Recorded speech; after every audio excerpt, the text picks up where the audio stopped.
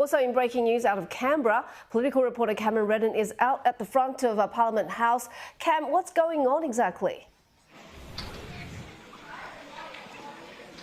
There's some quite extraordinary protest activity that's gone on for about the last 15 minutes. We're here in the forecourt of Parliament House. I want to show you about 15 metres high on the tall marble pillars at the front of Parliament House. I've counted 4 protesters who've somehow managed to climb to the top. You can hear the chanting and see some of the banners that have been hung from the very front of Parliament House. Just take a listen. This is some of the chanting that's been going on about 15 minutes now.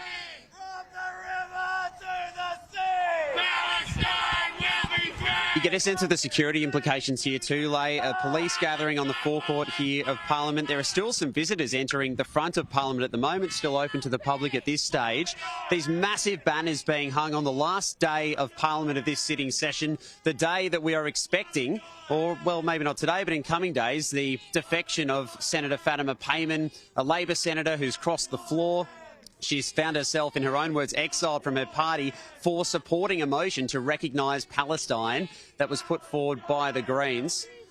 You can see one protester in particular now dangling his legs off the marble pillars here at the front of Parliament, about 15 metres or so high in the air. I've counted 4 that are up there. They've been there for 15 minutes or so now. Somehow have managed to scale this frontal part of Parliament House. As I say, they're one now dangling their legs. Police have slowly gathered in this forecourt area. Some people walking past have now stopped to watch as well. At this stage, there haven't been any direct attempts to try and bring them down, more so to just secure the area and to keep people away from these pillars for now, Leigh. As I mentioned, this chanting has been going on for the best part of 15 minutes now. You can see for yourself what's written on these banners. That's a slogan that the Prime Minister himself has said is problematic, is a dangerous slogan, and has criticised the use of that. The Senate passed a motion against the use of that phrase, noting earlier in the year that it believed that it shouldn't be used as part of protest, that it had no place in Australian society or in the debate around the policy response of Australia to the conflict in the Middle East. Cam, so as you can see these pictures here, the protesters banging, I think, on the marble up there now. Have you been able to speak to any politicians for No, well, they're about reaction? 15 metres in the air, Leigh, so not at this stage. I meant politicians who No, not at this stage. Yeah. Only in the last few minutes or so we got... only in the last few minutes we got notice that these people had somehow climbed up there. So, of course, the Chamber's just beginning their work for the day now, really, and it's only the public out here at the moment and a few members of the media who've gathered for now. We'll see what the political reaction to this is, Leigh. Obviously, the protest here in Canberra, it's not the first time that you've seen protests of this nature on this matter, but it's certainly the first time in my time here I can remember anybody climbing up the marble pillars here. You work inside hanging Parliament these barriers, House. If you wanted to climb to the top of Parliament House, how would you, I mean, do you think you could do it? Is it so easy? Look, I don't think I'm quite that athletic, Leigh. Obviously, this is a dangerous situation. You can see one person's just reading off their phone now, continuing some of the chanting here. Some of them are wearing balaclavas or what appears to be at least facial coverings. Let's have a little listen to this, Leigh. And settler colonial violence. This 4th of July, we draw attention to the sub-imperial role Australia fulfills in its obscenious subservience to the US empire.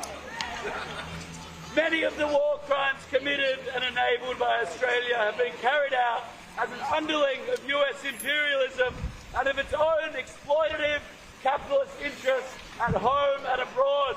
And what's on this occasion of blood-soaked American flag waving, we declare to the Australian government we will continue to unmask you and resist the US imperial, hegemonic and capital interests you devote yourself to. For nigh on 9 months, tens of thousands have protested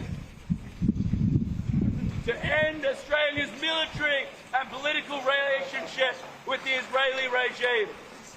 And yet, despite this popular presence, the Albanese Labor government's persistent support for this genocidal settler colonial state comes as no surprise. Australia is a nation founded upon genocide. Since the invasion and illegal occupation of Aboriginal and Torres Strait Islander lands in 1788, Australia has been relentless in its genocidal intent and actions carried out against the first and forever peoples of this continent. Inaugurated by the Frontier Wars, extending into the missions, stations and reserves, through to the stolen generations, Northern Territory intervention and the ongoing mass incarceration and state-sanctioned murder of First Nations people. Sovereignty was never ceded. There can be no justice, no peace on stolen land.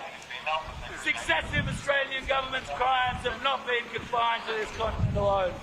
There have been a steady complicity and enabling of war crimes and genocides abroad, whether through assisting the British Empire in the Zulu Wars, all the way through to Malaysia, Indonesia, Vietnam, Timor-Leste, West Papua, Iraq, Afghanistan and Palestine.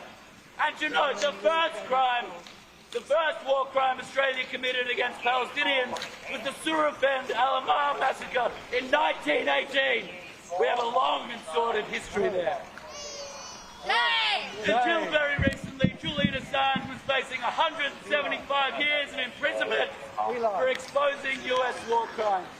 Australia endorsed the persecution for years, and this week Julian Assange landed in Canberra a free man. Yet none of us are free until we are all free. In this capital, upon its most hallowed of institutions, we emphasise the point that Australia continues to enable and commit war crimes as the lucky of our great and powerful friends. Presently, the Australian government is selling arms and parts for the weapons system being used by the Israeli regime to commit war crimes and genocide, murdering and maiming tens of thousands of Palestinians and displacing 1.7 million people, bombing refugee camps, killing aid workers and supporting the murderous Israeli regime in its 76-year-long colonisation of Palestinian people and land. Exposing the masters of war is only the first step. To the Albanese government and the wretched legacy of every Australian government, we will not forget, we will not forgive, and we will continue to resist. From the river to the sea.